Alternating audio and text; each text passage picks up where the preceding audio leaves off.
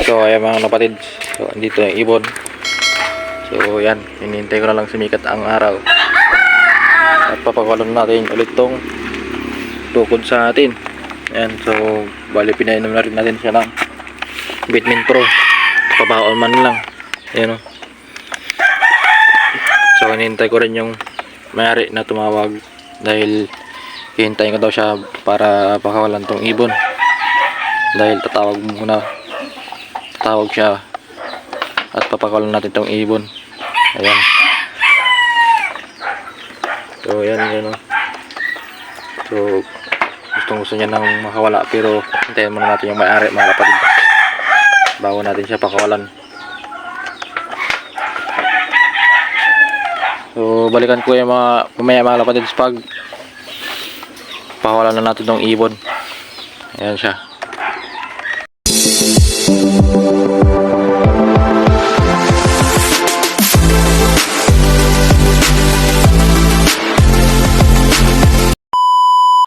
So ayan mga kapatid, so bali tumawag na dyan si Sir. So pinakita natin sa kanya yung ibon mga kapatid. So ayan, so bali nag-uusap muna kami dyan kung ano yung gagawin namin sa ibon. So ayan, pinakita natin sa kanya yan, kondisyon na yung ibon niya at gusto nang kumawala.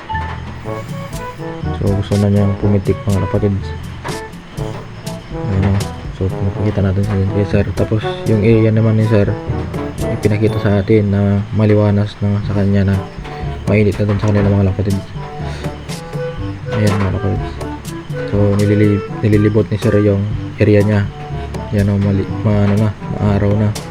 So yan mga kapatid, so kukunin na natin ng ibon at papakulan na natin mga kapatid.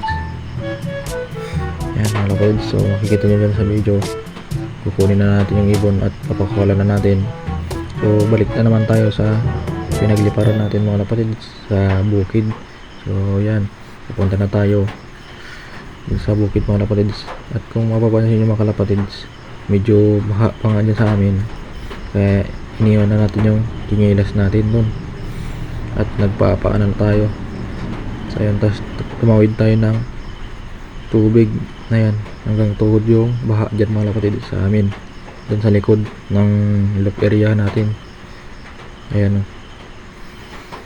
so hanggang tuhod yan yung baha dyan mga kapatid, kaya natin tinawid dahil wala tayong ibang pwedeng pagdadaanan kundi dyan mga kapatid, dahil kahit ikot tayo may mga tubig pa rin.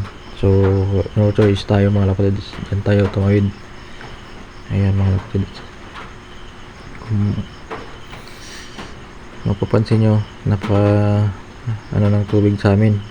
So ayan mga kapatid, nasa tos area na tayo sa bukid. Ayan, so itotos na natin siya. Ayan na siya mga kapatid, so naitos na natin siya. So umiikot-ikot siya dyan. Ayan, kung makikita nyo dyan mga kapatid, paikot-ikot yung ibon dyan mga kapatid. Ayan o, pinapakita natin kay Sir yung ibon na umiikot siya at hindi natin alam kung saan ito gagawin. Sana umuwi na kay Sir para makawin sa kanya. Ayan, umiikot-ikot siya. So yun, mga kapatids, nagpusti siya mga kapatids. Ayan, pinakita natin kay Sir na namusti ulit siya. Second day niya ng pakawala yan mga kapatids. So yan, namusti ulit siya. So ayan siya, tinuturo natin siya dyan. Bali yun nga, tinuro natin yung puste dahil dalawang patong yan kataas, kaya sobrang taas yung puste dito sa atin. Ayan, hindi kagaya no, yung puste na yan yung nasa video. Ayan, tingnan nyo yung sa kabila, mataas. Ayan, mataas mga kapatids. At yun mga kapatids, at may pinakita pa ako dyan kay Sir yung kalsada natin. So yan, wait lang natin mga kapatids dahil meron tayong pinakita kay Sir dyan yung kalsada natin mga kapatids. So trinay ko pang binugo yan mga kapatids yung ibon dyan, pero ayaw talaga umalis. So ayan, pinakita natin kay Sir yung kalsada natin dahil may balak silang pumunta dito sa atin mga kapatid, mag-love visit sila sa atin. So ayan mga kapatid, so ikakarga natin ulit yung ibon ni sir. So ito na yung pangatlong pagkakataon mga kapatid na gagawin natin kung sakaling itong ibon ni sir. So tutos na natin sa mas malayo sa atin. So sa alamin ko na siya itutos. Dahil kanina umaga nung pinakulan natin siya, so yun, dito lang din talaga siya pumunta sa ano natin, area natin, hindi lang din bumaba. Nakaposte, hindi siya tumuloy ng lipat. So ngayon, yan, umulan na naman. So try natin doon sa Alaminos, kung hindi umulan doon, ito natin siya ito, tapos mga kapatid. So ito, i-unbox na natin siya. Yan, nakaready na yung unboxing natin. So yan, i-unboxing na natin mga kapatid. Baka i-unbox ka na, ay i-vaccine pa na ang iba.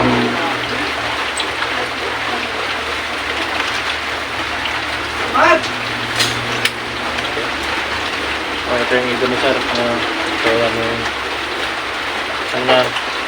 Ayan, may love letter yan. Ayan, sa oblong tag niya. Yung oblong tag na ito is PHA.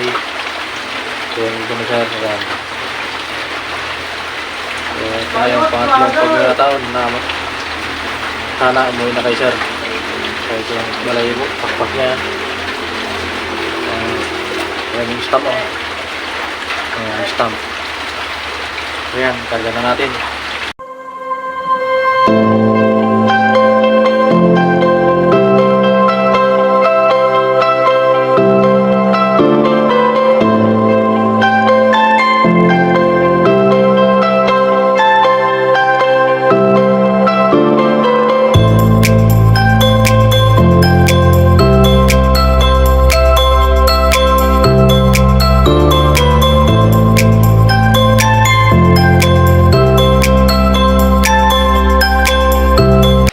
Na-unbox na natin.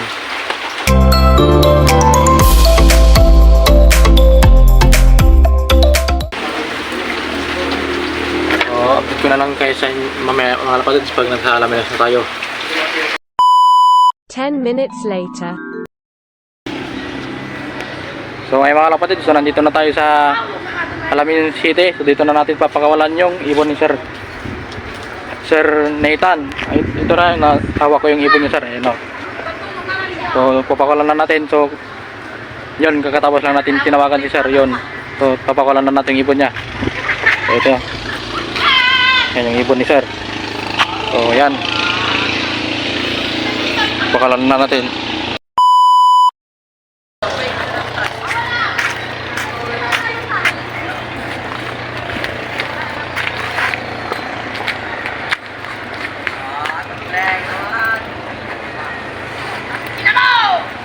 Ayan, so papakawalan na natin yung ibon ni sir. Ito na.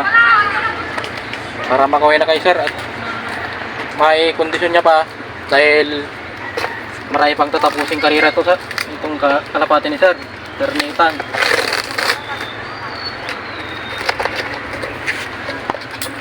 Ang ibon ni sir, oh. So ayan, may love letter na yan. Ayan, oh. So nakalagay sa PHA bandod niya. So ito yung ibon ni sir. So ito na sir, papakulot ko na.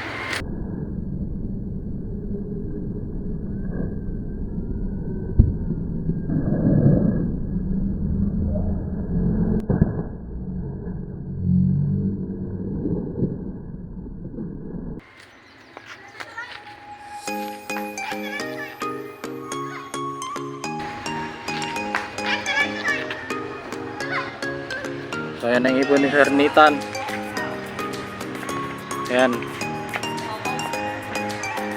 Sana makauwi na kay Sir Nathan to para makondisyon niya pa. At dahil may third ano pa sila, kasali niya pa to sa third derby. Ayun, oh.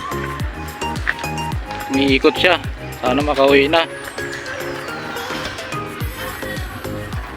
Saan na pa siya? Ayun, oh.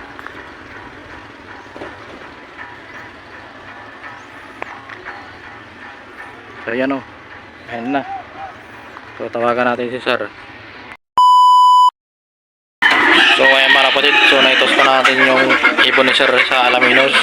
Sana makaway ng ligtas yung ibon niya mga kapatid. Para may kondisyon niya yung ibon niya at may laro niya pa mga kapatid. So mag-update na lang din tayo kay sir kung makakaway yung ibon niya mga kapatid. Para nang sa ganun malaman natin kung nakaway yung ibon niya mga kapatid. So yun, balitaan ko na lang sa inyo mga kapatid pag nakaway yung ibon ni sir.